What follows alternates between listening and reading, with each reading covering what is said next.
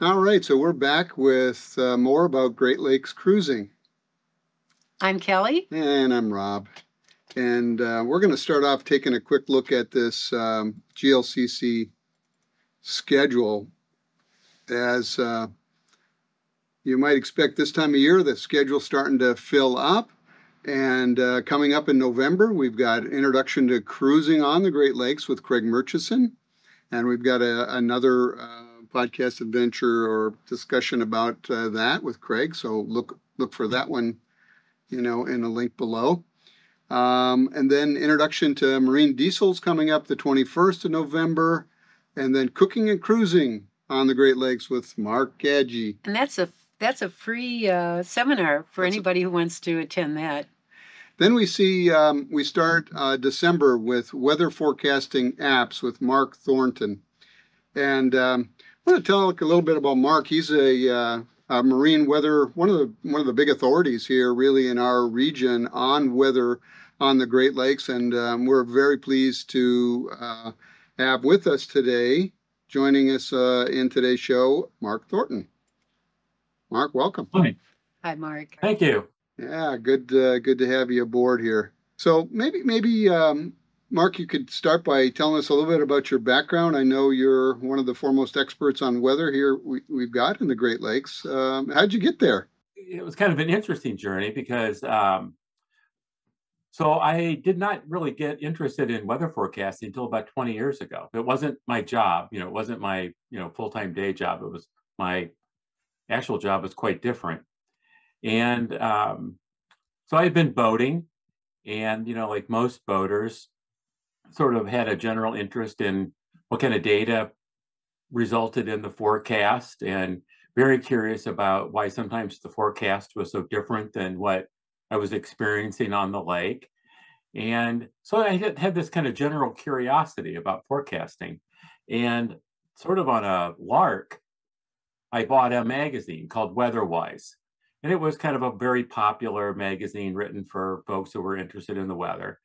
And there was a very tiny little ad in the back that Penn State was starting an online weather forecasting class called Media 101, kind of a general, introductory class.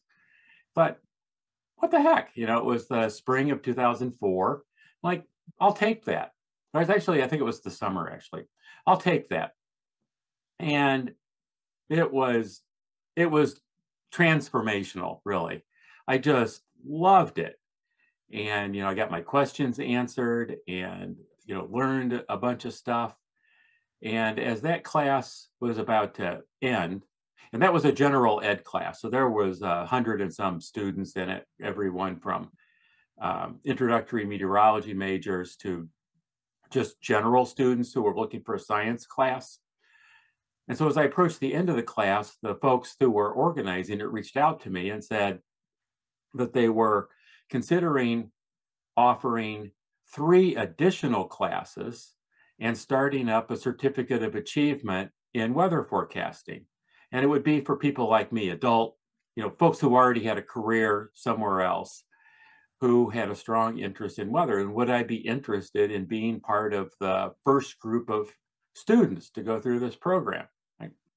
I loved it so far, and so why not? And so then I went through the rest of that program and was in the first graduating class. There were only 8 of us in the fall of 2016 or 2006. So, Mark, how did you make the transition from student to teacher? Kind of interesting. So actually, I still had a strong interest in learning, when the program ended. And there were folks who were offering marine weather forecasting seminars at yacht clubs. They would travel around and offer this program. So I thought, I'll go do that. It'd be a great way to learn stuff. And so I went to a couple of those, and frankly, they were kind of disappointing. And I thought, after analyzing it, I sort of came to the conclusion that it was because the teachers, they understood weather forecasting, but they weren't boaters. And so there was a little bit of a disconnect of, what boaters were looking for out of a marine forecast rather than, a scientist was looking. I thought maybe I could just do this myself and come up with a class. So I started working on it. It took me 2 years to get the first class put together with all the graphics and materials, and taught my first class at the Sandusky Sailing Club in the over the winter of 2010, about 13 years ago now. It was and it seemed to be well received, and I just continued on from there. For Great Lakes Cruising Club School, you have a 4-part webinar, 4 separate webinars. Can you tell us a little bit about all 4 of those? Yeah, so this is it's a sort of a basic primer, and it's designed to take someone who has, very little or no knowledge about weather forecasting, and it's kind of focusing specifically on the Great Lakes, and then walks them through how to interpret weather maps, where to find weather maps, how to do wind forecasting and wave forecasting, all the ins and outs of thunderstorm forecasting, how to use radar.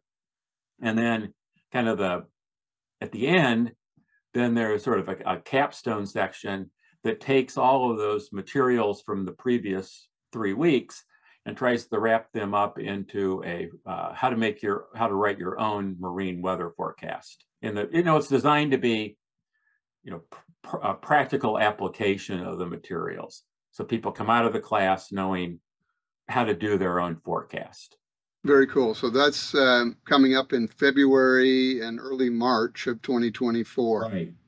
Right. Now you've got one coming up in this month or in the beginning of December on weather apps. Tell us about that one.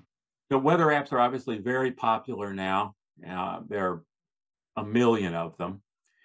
And so this is not necessarily a review or an introduction to all the weather apps that are out there. It's more sort of looking a little bit behind the scenes of where does the data come from? How is the data processed? When you look at your app, what is it that you're actually seeing? Because there's a lot of, I think, misunderstandings about where the data comes from, how it's presented, and then the conclusions that can be drawn from it, as well as a little bit of, practical application of how to use a weather app to its fullest. And then we also cover why you need to sort of also look outside your weather app. There's a lot of resources out there that are very, very helpful to recreational boaters, data that you can't get through a standard weather app. So we talk a little bit about why weather apps should only be part of your marine forecast routine, not all of it. There's way too much focus, I think, today on, you look at the app, they just look at the wind forecast and off they go. It must be right. And there's a lot more to it than that. So that's kind of the focus of that class. Sounds like it's pretty technical. What kind of boater or cruiser should attend your courses? Almost anyone who enjoys time on the water. So my classes have been taken by sailors, power boaters, paddlers. I have a couple classes specifically for stand-up paddle boaters and canoeists and paddlers, because we're all in the same environment, subject to the same conditions. Well, we really appreciate you taking some time to sit with us today, and we look forward to your webinars. Thank you. Thank you very much. Thanks for joining. All right. Take care. So hit the notify button, and you'll get notified when we have another update coming your way about cruising on the Great Lakes. And hit comment too, and share, so that we can get the word out for these wonderful seminars that are coming up, the webinars. So go over to glccschool.com, and sign up for Mark Thornton's Weather Apps webinar coming up next month. And then he's got that 4-part series in February and early March. Look forward to seeing you then. And we'll be back with another episode of Great Lakes Cruising Podcast, and talk to you then. Bye-bye.